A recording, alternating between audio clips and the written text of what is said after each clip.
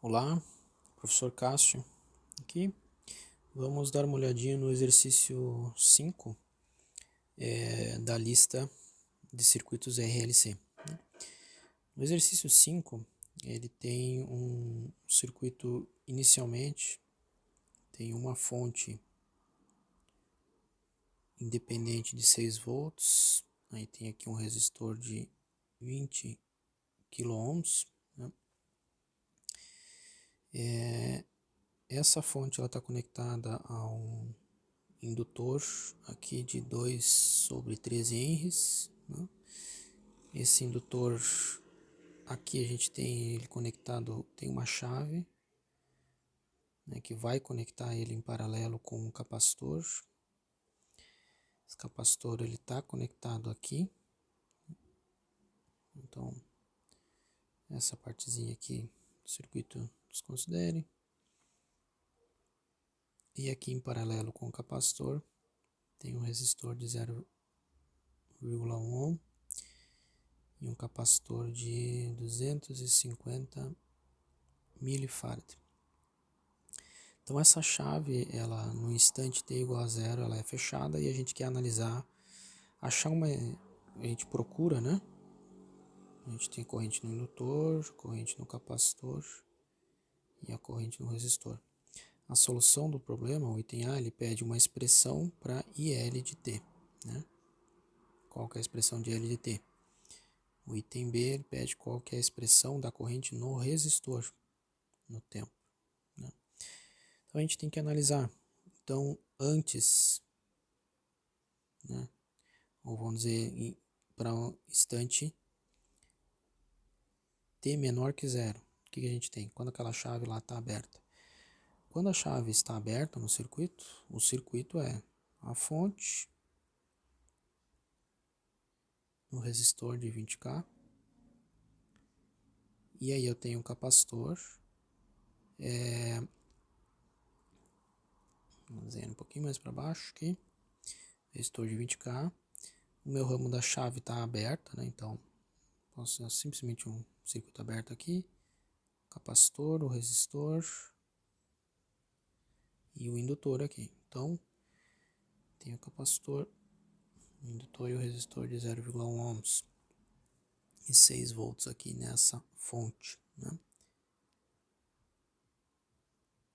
6 volts, beleza. Então o que a gente precisa achar? A gente precisa achar a corrente inicial, eu preciso descobrir qual que é o meu I0 aqui, IL0, e qual que é a tensão, né? A gente tem aqui a tensão do capacitor VC, qual que é o valor de IL no instante zero e qual que é a tensão do meu capacitor no instante zero, no instante que a chave vai fechar. Então antes da chave fechar, assume-se que esse circuito ficou, essa fonte ficou conectada dessa forma tempo suficiente para o circuito entrar em regime permanente, né? Então, em regime permanente, o capacitor ele vai se comportar como um circuito aberto aqui, né? Então, regime permanente é simplesmente um circuito aberto no capacitor. E em regime permanente também, o indutor ele é simplesmente um curto-circuito, né? Se comporta assim. Então, a gente tem simplesmente curto-circuito no indutor e aqui um circuito aberto no capacitor. Então, o nosso laço, o único caminho fechado que a gente tem aqui nesse circuito é esse aqui, certo? Estou desenhando aqui, show. Se eu vou desenhar aqui outra cor, esse aqui é o nosso caminho que a corrente vai poder circular, certo? Nesse circuito. Então, pela lei de Kirchhoff das tensões aqui, né? Nesse caminho a gente tem que, se a gente fizer menos 6 volts, mais, vamos chamar aqui uma corrente que vai circular aqui, vai ser a nossa corrente, a gente já definiu, né? Aqui, ó, vamos chamar de corrente L0, certo? Então vamos escrever a equação seguindo esse sentido da corrente L0 aqui que já está desenhado. Então seguindo aqui, né? Começar daqui, tá? Não tem curto-circuito, não tem tensão, aqui eu tenho um resistor. Então 0,1 ohms vezes IL0. Né? Sigo aqui a minha equação. Cheguei num resistor de 20 kΩ vezes IL0. E agora estou chegando numa fonte aqui, ó, pelo terminal positivo. Então, vou botar aqui mais 6 volts. E aí, voltei aqui no ponto que eu comecei a análise. Então, fechei a minha equação, minha lei de Kirchhoff das tensões, mais 6 volts igual a zero, certo? Então, isso aqui ó, vai dar... Se eu pegar esse termo aqui, esses dois termos têm função de L0, só que eu estou somando 20.000 com 0,1. Ou seja, isso aqui não é... O 0,1 é totalmente desprezível, né, perto dos 20.000. Então, eu posso simplesmente negligenciar esse termo aqui, porque ele vai dar um valor infinito muito pequeno. Né? Posso até carregar, mas vai dar muito pequeno. Então, eu posso considerar que essa corrente, né, o valor, a magnitude dela, ela é controlada basicamente por essa resistência aqui pela minha fonte. Né? Então, a gente tem que IL0, se eu desprezando esse termo aqui, por quê? Por que eu estou desprezando? Porque 0,1 em termos de magnitude é muito, muito, muito menor do que 20.000. Né? Então, IL0 vai ser menos 6 volts dividido por 20K, que é 20.000. Isso aqui vai dar menos 0,3 miliamperes. Então, essa é a nossa corrente IL0. A gente achou aqui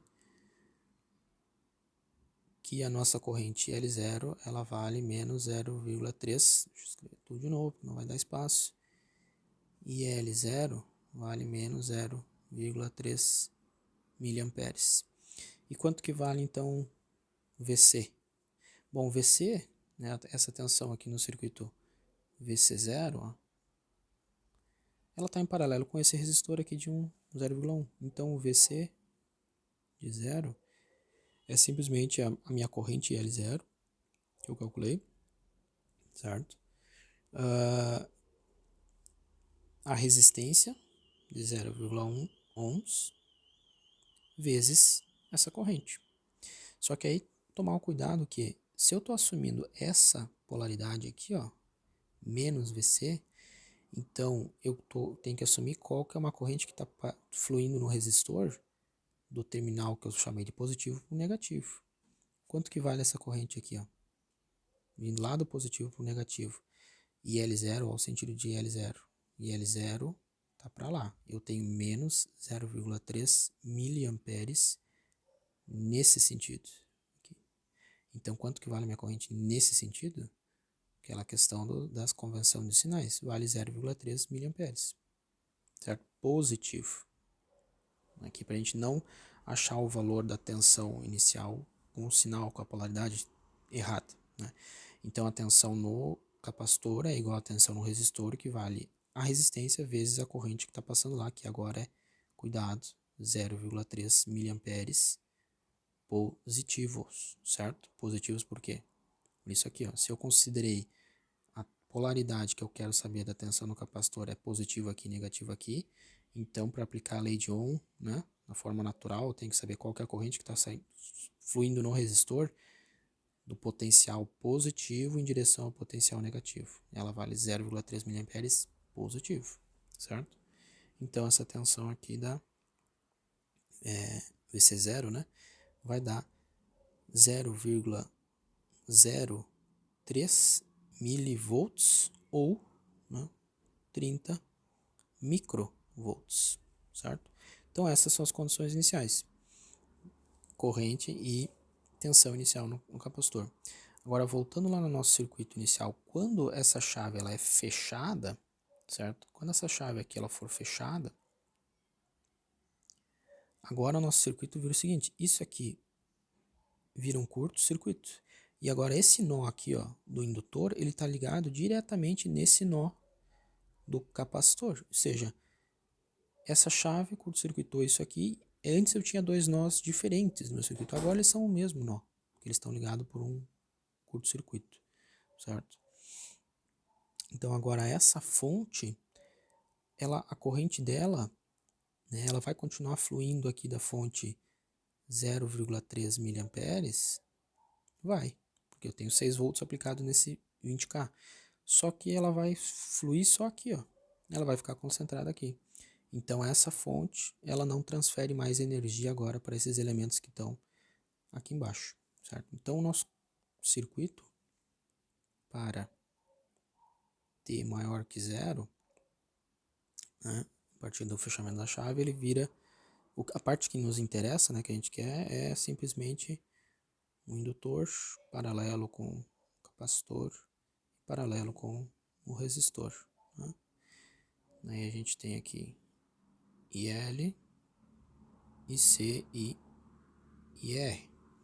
A resistência de 0,1 ohms, a capacitância 250 milifarad e 2 sobre 13 henries a indutância, certo? Então, e a gente quer descobrir inicialmente, né? Primeira pergunta, como é que é a expressão de IL de T, né? A gente tem as condições iniciais IL 0 menos 0,3 miliamperes e VC de 0, 30 microvolts. Beleza, aí a gente tem que fazer uma análise de um RLC paralelo, né? A gente tem que achar primeiro alfa. Alfa para o circuito paralelo é 1 sobre 2 RC, ou seja, 1 sobre 2 vezes 0,1 vezes a capacitância.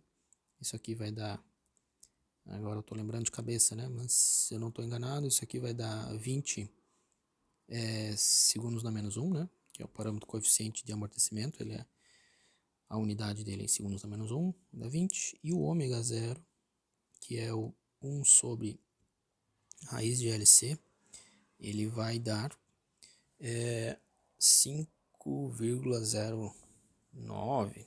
Deixa eu ver o que eu tenho aqui.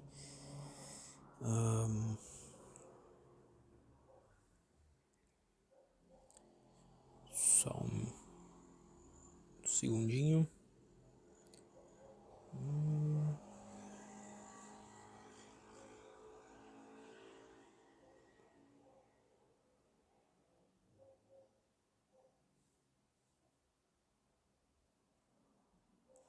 É isso aí. O ômega vai dar 5,099 radianos por segundo, né? Beleza. Então eu tenho o caso que alfa é maior que ômega zero, então esse é um caso sobre amortecidos, certo? E por ele ser sobre amortecido, a gente sabe que a forma da resposta, né, independente se a gente está procurando a tensão no capacitor ou a corrente no indutor, a forma da resposta vai ser a mesma. A aplicação das condições iniciais é que vai ser diferente. Se a gente está procurando a corrente no indutor no tempo, para o caso sobre amortecido, a forma da resposta é uma exponencial, são duas exponenciais, né? Uma constante A1, S1 de T, mais A2 e S2 de T, né? Então, S1 e S2 são dados pelo valor de alfa e ômega. S1 e S2 vem lá da solução da equação característica da EDO de segunda ordem, que a gente tira daquele circuito, né, que vale menos alfa, mais ou menos, né, mais vai dar o S1, menos vai dar o S2, raiz de alfa ao quadrado menos ômega zero ao quadrado, que a gente vai ter os valores numéricos. Alfa e ômega dependem, né, dos parâmetros do meu circuito. Alfa e ômega dependem de RC e L. Esses valores aqui a gente já tem o S1 e o S2. E para achar então o S1 e o S2 a gente já sabe, né? Só basta calcular. Para achar o A1 e o A2 a gente tem que aplicar as condições iniciais. Quais são as condições iniciais? IL de zero, a gente sabe que vale 0,3 miliamperes. Então, a condição IL0, essa expressão aqui vale quanto? A exponencial elevada no zero vale 1, as duas. Então, IL de zero vale simplesmente A1 mais A2. Isso aqui tem que ser igual a 0,3 menos 0,3 miliamperes, certo? E daí aplicando, fazendo a derivada DI L dt, né, dessa expressão aqui, a gente tem que vai ficar A1 vezes S1 e na S1 de T mais A2 vezes S2 e na S2 de t. Essa aqui é a nossa derivada. E qual é que é a condição inicial que eu uso aqui? Eu vou precisar usar a tensão no capacitor. No capacitor, a gente sabe que a corrente no capacitor, né, ela é igual a capacitância vezes a derivada da tensão no tempo, certo? Minto, a gente não vai usar isso aqui não agora, né? A gente vai usar, na verdade, a gente vai precisar usar a tensão no capacitor, mas com a relação de corrente no indutor. Então, o que a gente precisa aqui, né?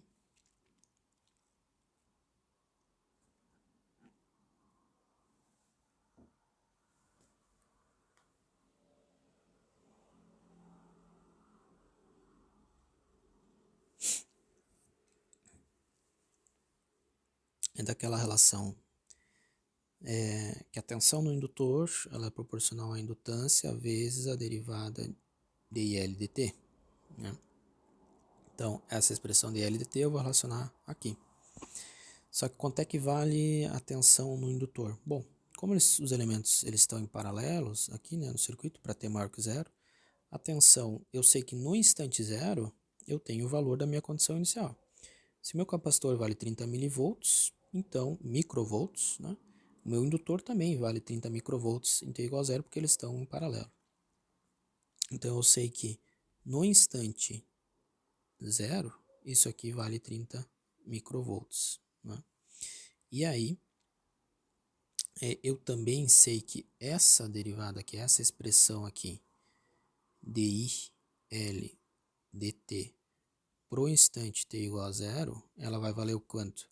A1 vezes S1 vezes a exponencial de e elevado a zero. Exponencial de elevado a zero dá 1, né? Então, eu tenho simplesmente isso aqui, essa expressão aqui. Isso aqui tem que ser igual, ó, dIL dt, para t igual a zero, vale isso aqui. E eu tenho para qualquer instante de tempo no indutor, dIL dt é igual a VL sobre L. Então eu tenho que A1 S1 mais A2 S2 tem que valer para o instante, isso aqui é válido só para o instante t igual a zero. Isso aqui é válido para qualquer instante. Então também é válido para o instante t igual a zero. Então no instante t igual a zero eu tenho essa expressão aqui, vale 30 microvolts, né, que é o VL, dividido pela indutância, que é uma indutância de 2 sobre 13 henries. Então, beleza. Isso aqui vai dar 195 micro. Isso aqui vai dar 195 micro. E aí eu tenho as duas equações que a gente precisa para definir o A1 e o A2, né? Dado que o S1 e o S2 a gente já pode calcular aqui. Basta saber os parâmetros, os valores das resistência, capacitância e indutância. Então a gente vai ter lá A1 mais A2 tem que ser igual a menos 0,3 mA e A1 vezes S1. O S1 a gente já sabe, não é uma incógnita, só estou escrevendo aqui para simplificar, mas o S2 a gente já tem acesso, a gente já conhece, tem como calcular, né? Então as nossas coeficientes que a gente precisa achar aqui com as condições iniciais é o A1 e A2, e daí a gente tem a resposta completa no tempo, né? Então, A1 a 2 tem que ser igual a 195 micro, certo? Então esse aqui é o sisteminha que tem que ser resolvido. E aí vai achar o A1 e o A2 e a forma da resposta, IL de T lá vai ser A1, porque é um caso sobreamortecido, S1 na T mais A2 e elevado a S2 de T, certo?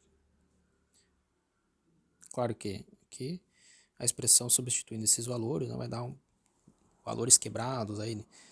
O A1 e o A2 vão dar também na ordem de micro, né? E então a expressão completa vai ficar bem mais longa, né? Mas é isso que a gente quer encontrar, beleza?